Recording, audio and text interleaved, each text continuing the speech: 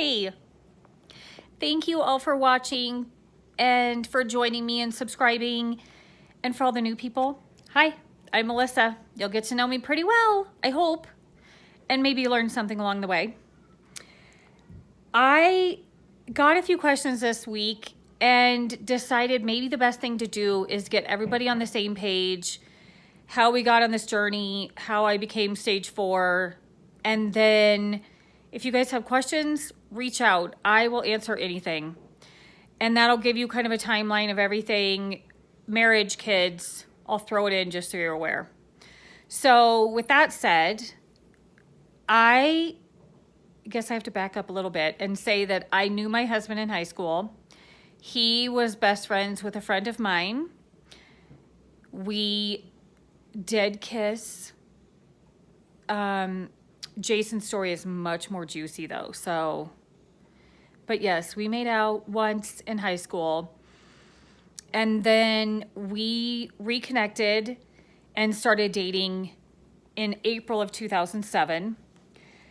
I found a lump, went into my doctor, and found out that I had early stage breast cancer. We decided to do a double mastectomy or a bilateral mastectomy. And during surgery, they also had to take out my lymph nodes that we found out were also, that of the cluster they took out, there was cancer in it. So because of that, I had to take chemotherapy, which was fine. It was kind of expected. So I did that, was pretty much riding along as, I pretty much tucked it into my belt and acted, and thought, we're done, we're good. And the whole time I kept telling my doctor, all I want to do is have kids and have a family. I'm not going to live in fear of this for the rest of my life. Well, I was wrong. But Jason and I got married in April of 2009. And then we welcomed our oldest son, Declan, in 2011. And then we had our sweet little Corbin, and she will be 6 in April. And that was in 2013. Not too long after Corbin was born, I had been working at Union Pacific for about 15 years, UP Railroad, and had kind of an amazing opportunity come to me from the Canadian Pacific Railroad. And I decided to jump on it and started working with CP. I was traveling, so I worked in sales and traveled quite a bit. Their requirements were 80%. And I started having some leg groin pain, I guess you could say, in mid 2015. Went to my doctor a few times. And then toward the end of the year, I remember telling Jason, do you think this could be cancer in my bones? And he kind of gave me the, no, you're crazy, which, I am. But he gave me the, no, you're crazy. It's no. And at that point, I kind of thought, okay, you know what? I'm not going to jump to that conclusion. That is way far-fetched, but it just seemed like there was something in my gut that I should have followed. Because one night we ended up in the ER, thank God, with kidney stones, which is crazy. But I ended up in the ER, found out from a CT scan that I had 3 kidney stones. And at the time, so it was around midnight or so, and they were doing all these tests. Come like 2:30, I told Jason, I'm like, go home. Like, go be with the kids. Take care of them. They need you more than I do because I'm literally just laying here and I can't do anything. But my liver and my kidney blood work was not great. I found out they were actually failing. And so because of that, they were like, I don't know why these kidney stones are so bad, but we're admitting you. So I told Jason, I'm like, go home. So got admitted, and 7:30 or 8 in the morning, the nurse comes in and introduces herself after shift change, and she's like, hey, did you get your CT results from last night? And I said, no. Do you have them? And she said, yeah. Do you want them? And I'm like, sure, you'll take them. So she gives me what I still have it. It's probably a 15-page report from the radiologist that looked at the CT scan. And yes, there was 3 kidney stones in one of my kidneys, but it was like possible metastases, possible. It was like every single section, it was like possible metastases. And I thought, oh shit, this is not good. So I actually called my aunt first because Jason was home with the kids. And at the time they were too little and they weren't in school. So they were home all day, and I told my aunt, I'm like, hey, I need you to go relieve Jason so he can come here. Told her kind of the scenario, and she was Johnny on the spot and got to the house right away. And instead of telling Jason, I waited until he got to the hospital and called my parents, and I told my mom, I'm like, I think you need to come out here. And she knew something was wrong. I mean, she's pretty good at telling when I'm upset. And I just said, I think my cancer's back. You guys need to come. So they drove out. I didn't tell my sister because I didn't want her to worry, and I didn't know what was going on at this point. I was just reading hospital jargon. So fast forward to the end of the day, and by about dinner time, Jason, mom and dad, Gretchen had flown in. Everybody was in town, and throughout the day, I had been telling my doctor, he's like, oh, I don't know why your kidneys fail, your liver's fail. I'm like, I'm not really worried about my kidney stone right now. I'm worried about all this paperwork. So I ended up firing him. And before I fired him, he had said, I'm going to have an oncologist friend. If it's that important to you, I'll have him come look at this. So around dinner time, I had the opportunity to meet Dr. Lee. He was on the board at the hospital, came in and pretty much sat on the bed, as he is very personal with everybody, but he just kind of sat on the bed and was like, how you doing? And we went through everything. And at that point he was like, yeah, you're stage 4. And I said, well, how do you know? Like, don't you have to like do the pathology and blah, blah, blah. And he's like, no, you're stage 4.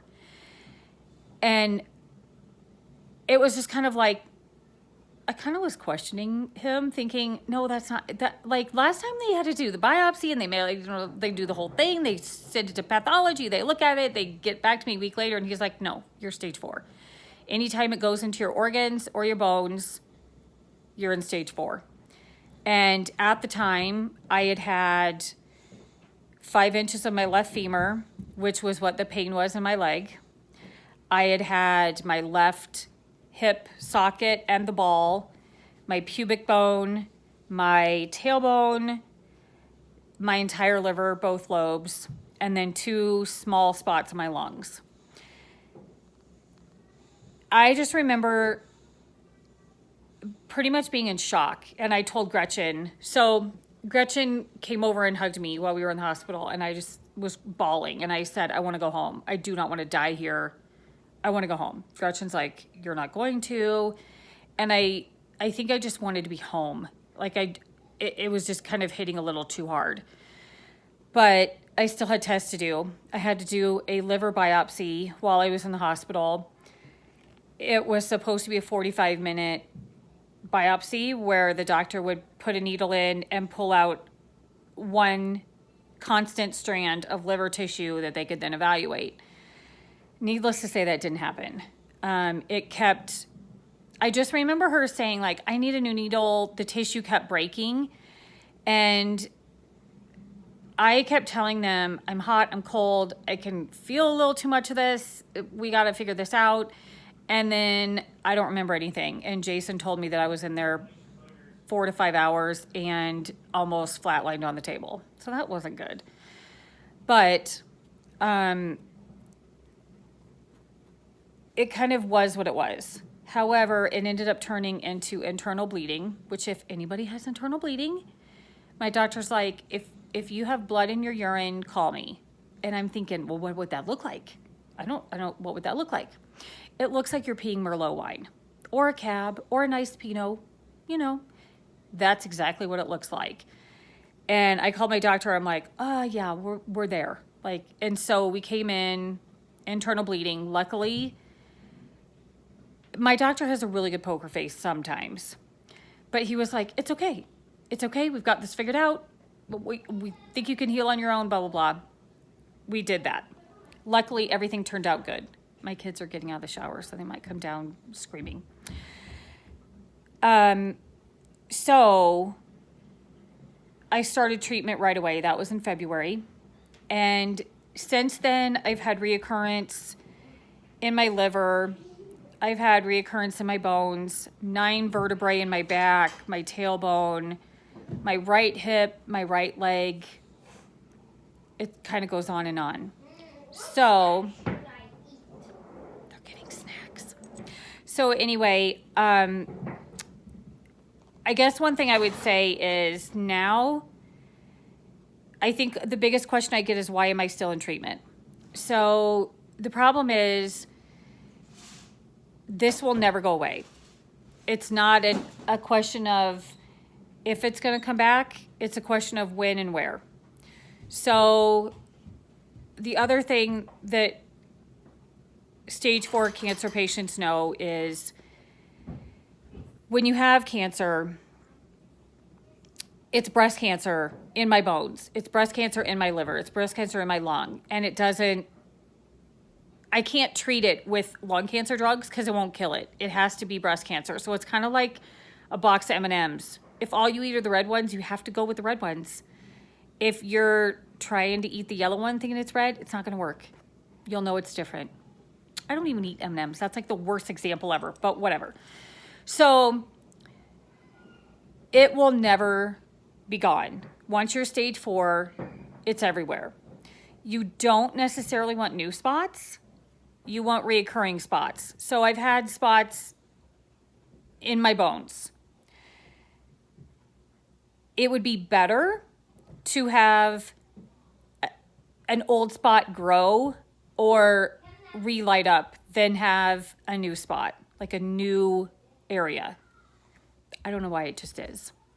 So the thing over the last couple of years I've gotten really good at is being able to tell, hey, Declan, shh.